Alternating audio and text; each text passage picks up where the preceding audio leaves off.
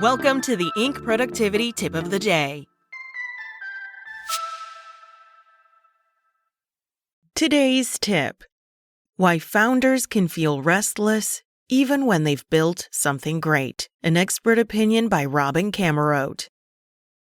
You're lying awake at 2 a.m., not because things are falling apart, but because they aren't evolving.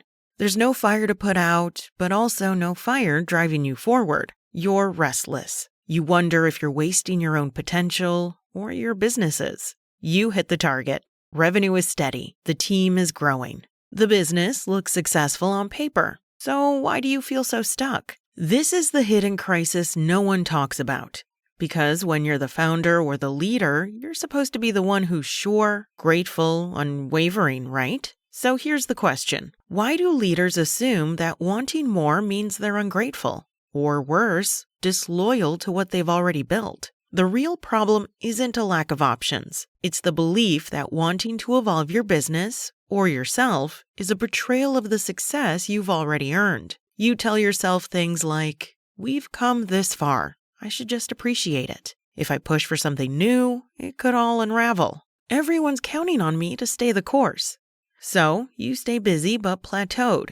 That restless feeling keeps you refining systems that no longer excite you. You take meetings that used to feel meaningful, but now just feel familiar. What's hard to admit is this: you've outgrown your own success.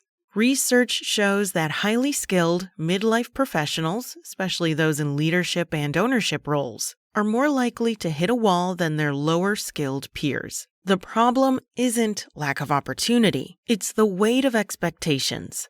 You're not just leading a business, you're carrying the story of its past, present, and future. For those of us in the middle of our careers, there's one odd upside. At least you're not as dissatisfied as millennials. Turns out 26 to 35-year-olds are now reporting the lowest job satisfaction across all age groups. It's not exactly inspiring, but hey, proof you're not alone in this fog. You don't need a reinvention. You need a reset. Years ago, I passed on an opportunity to scale my work. I was concerned it would be too demanding. I didn't want to jeopardize the balance I'd fought to create. And to be honest, I didn't know if I was ready to lead at that level. Looking back, I don't regret it, but I do think differently about what was actually holding me back. I was waiting for more clarity and certainty.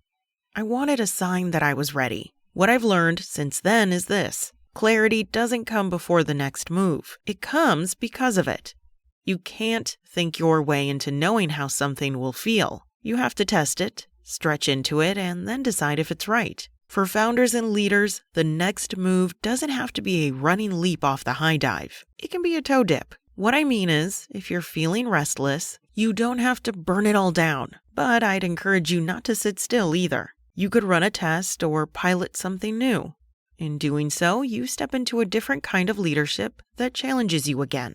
Think of it like market research, but for yourself. The goal isn't to decide once and for all. It's to get real feedback about what energizes you, where you're needed most, and what's possible next. Because wanting more impact, creativity, scale, and purpose is not a sign that something's wrong. It's a sign that you're still in it and you're still growing. So what's one test move you could try in the next 30 days? That's it from Inc. Find more expert opinions from today's top business coaches at Inc.com. Check back tomorrow for another tip from Inc.